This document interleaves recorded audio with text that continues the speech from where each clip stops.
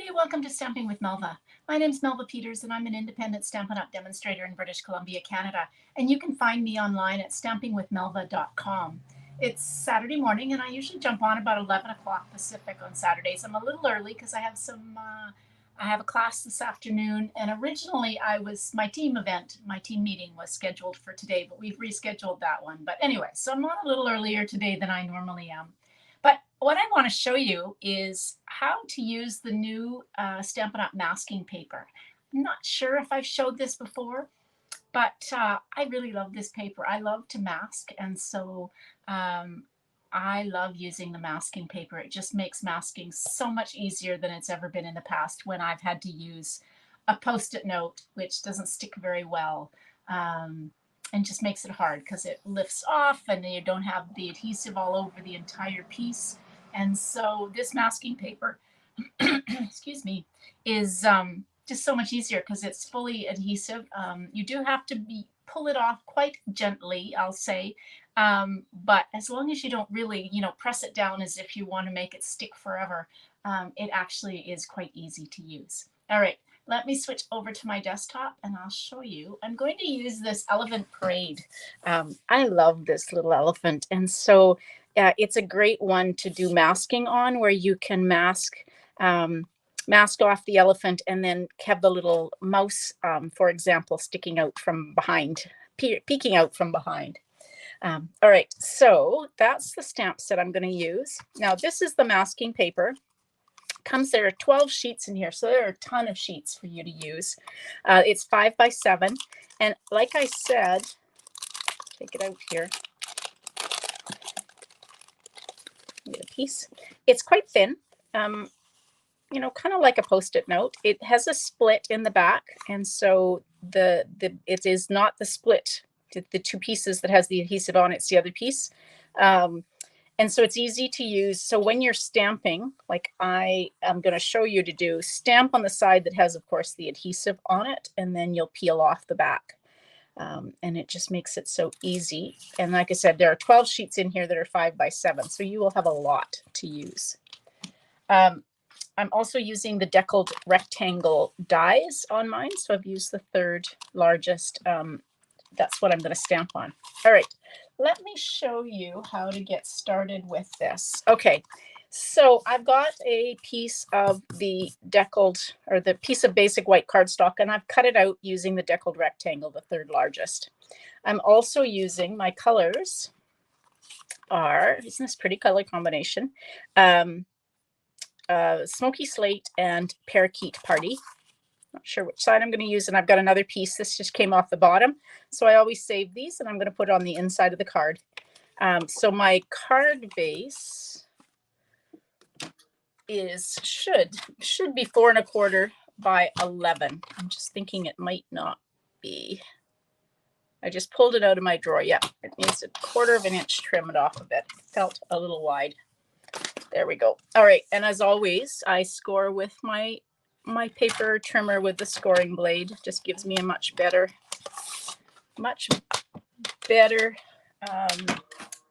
score line. So this is the side I score on. Always fold into the mountain or into the raised line, which is this one, and use your bone folder to get a good crease. So that's your card base. And then your designer series paper is cut 4 inches by 5 1/4. I think I'll use that side, the stripes. And then this piece I took a piece that was 4 inches by 5 1/4 and cut the third largest deckled rectangle. Okay, so now let's get set. Now I have already gone ahead and stamped these images. These are all images from the Elephant Parade, and I'm just keeping them here in my card case, or my stamp case, so that I can reuse them over and over again, because once you've got it, you can continue to reuse them. So, and when I did them, there are dies for these. Hey Cheryl, welcome. Oh boy, it's early for you in Australia. Wow. So there are dies that will cut out these shapes. I actually fussy cut these because when I'm doing masking, I want to cut right up to the line, because if you leave the white extra that is on the edge when you use the die cut, you will get a halo or a shadow. So your image, your second image, when you mask it, won't be right up against the other one. And so I like to cut these. And so if you do use your dies, I would suggest trimming them right to the edge of the line. Just makes it so that you don't get that halo effect. All right, so let's figure out what we're going to do. First of all, I need some blocks. That should be good. All right, I'm going to use this adorable elephant that's sitting kind of splayed out. And I'm going to use the What a Happy Day stamp. So we'll put that on. And then I need the little mouse. And I need the leaves. Okay. So then, of course, I need that piece of masking paper. And I need that piece of masking paper. I don't need any of the others. Oh, I do. I need the balloons because I'm going to use my balloons as well. One more block for the balloons, and somewhere there's the balloon image. Okay, there. Okay, so if you've got all these cut in advance, it goes much faster. So the first thing I'm going to do is I'm going to stamp in Memento, because I'm going to do some coloring with my blends. So I'm just going to stamp this and make sure it's pretty straight. Sometimes I don't get my labels on completely straight, so I always test. Not too bad. All right, now the first thing you want to do for the images you're going to mask is to stamp your kind of focal image. So whichever image you want to be kind of front and center, you're going to stamp. So I've put that off to the side because I am going to stamp some balloons off to the side. So now I'm going to mask. So I'm just taking my piece that I have cut out and lining it up with the image. So I've got it now. I didn't press really hard on it because that way it just makes it harder to lift off. And now I'm going to stamp these leaves as if he's sitting on the leaves. So you do have to kind of think as you're going, is which is your focal image and then which comes first. Now I'm going to mask those leaves off. And now I'm going to stamp this little mouse as if he's kind of poking out from behind the leaves and the mouse, or the leaves and the elephant. So now you can pull off your masking pieces. Now gently pull these off. And like I said, as long as you haven't, pressed it down as if you want it to stick forever, you can very gently pull these off and it won't tear your paper. I have heard of people having that issue where it's tearing their paper, but I have a feeling they are pressing down too hard and like I said, making it as if this is going to be stuck forever. Now I'm going to put this back on. I shouldn't have removed this because I want to actually mask. I want to put the balloons on now. So we're going to put one balloon, like, let's get that ear down so I can put one balloon like that. And now I want to mask over this balloon so that I can have part of it behind that one. So like I said, you do have to kind of think what you're doing as you do this. Stick that down. And then I'm going to put one balloon like that. Now we can pull our masking paper off, save those, because as long as they're still sticking, you can save them and reuse them. There, isn't that cute? So I've got my elephant with the balloons and the little mouse behind it. So now we can do some coloring. So I've grabbed some of my Stampin' blends here, So my elephant is going to be in Smoky Slate, which is these colors. So we're just going to color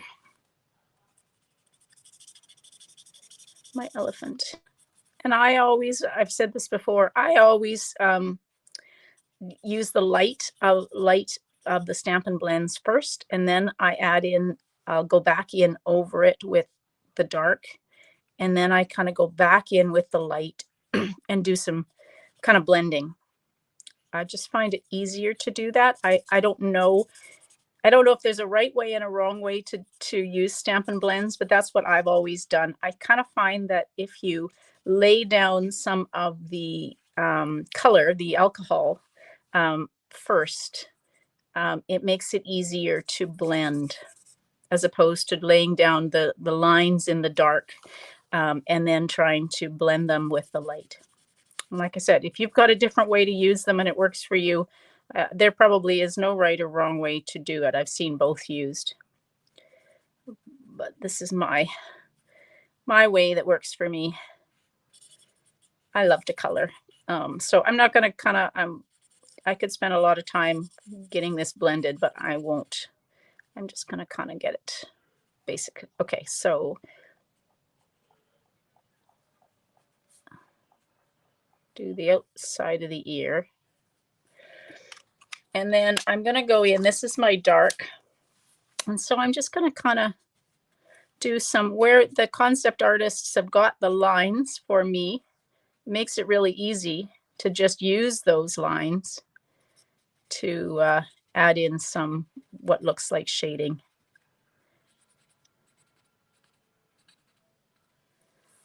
Okay, and then like I said, I'll go back in with my light. And when I'm doing the shading, the kind of over the dark, I tend to use the brush side of my blend. Just seems to work for me. If it's a really big image, I probably have used the brush side all the way along. But this is quite a small image and I'm afraid of going over the lines, which wouldn't be the first time. All right, there's my elephant. Now I just want some ears. I'm going to put, this is the dark petal pink, and I'm just going to do, ooh, this is quite dark. I probably should have used the light petal pink. I think I will go over this with another color. He's got really bright ears. So I'll go over this with crumb cake and just kind of take out some of that brightness. There we go. So you don't have to always use the same colors when you're coloring your images. Now, I'm going to do the leaves in Parakeet Party. This is one of my favorite of the new in colors. It's just so bright and cheery. All right.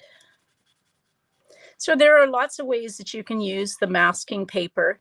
You can use it to mask off a sentiment. So if I, for example, didn't want, I wanted to put a different word. The one stamp set that's great for this is the Sending Smiles stamp set, where there's a ton of different greetings. And you can mask off some of those. So I could mask off the happy on my sentiment and then ink it up and then stamp it, or like remove the masking paper and then put another word where it would have left a blank here. So you could do that. You can do masking like I've done the masking here. It's just all sorts of ways that you can do masking. Now for my mouse, I'm going to use gray granite just to make it just a little bit different coloring to my elephant. It's gray granite's kind of got a little bit of brown in it. So, and I probably will add in some crumb cake on top just to make it even more kind of brown. I don't know. I think mice are a little bit more brown than gray. And then I'm going to do just a little bit in his ears like I did on the elephant's ears to give him pink ears inside. Now for my balloons, I'm going to do one. This is Sweet Sorbet.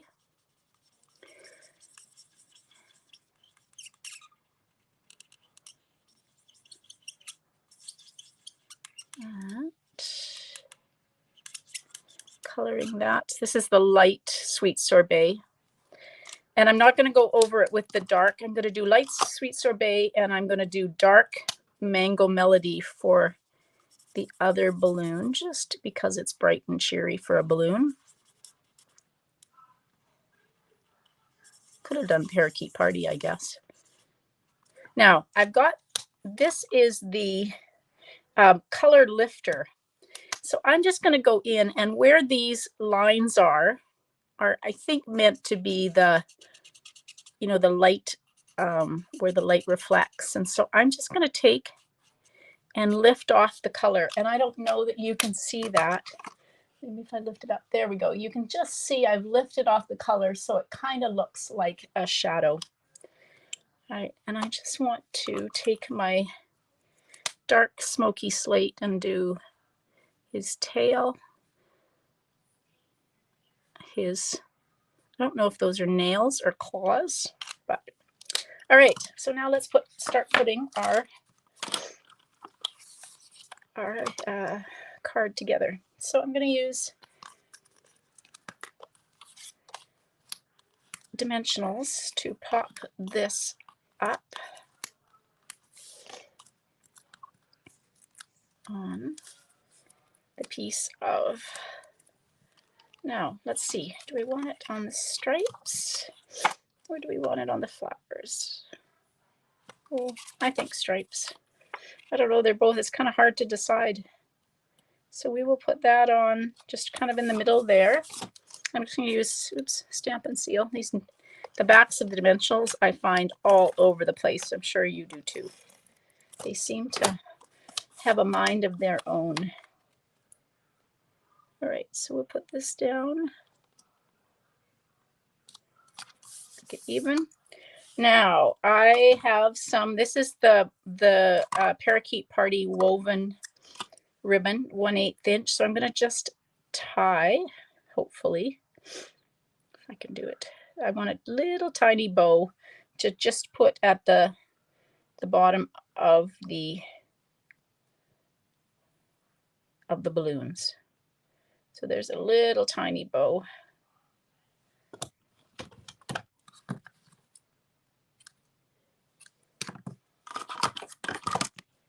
And a glue dot for that.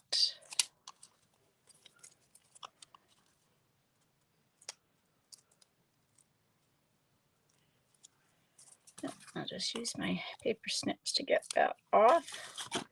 So I'm just going to tie and put the bow on my balloons like that. And then the last thing for the front of my card are these matte decorative dots in the in colors, and I am going to use the Parakeet Party and just put some of these on. And one down here. All right, and then the last thing I have is a piece of basic white cardstock for the inside of the card, and all I'm going to do is stamp a balloon down in the corner like that. I'm not even going to color it. It's just a balloon, so the inside of the card has some decoration in it. Hey Carol, welcome. All right.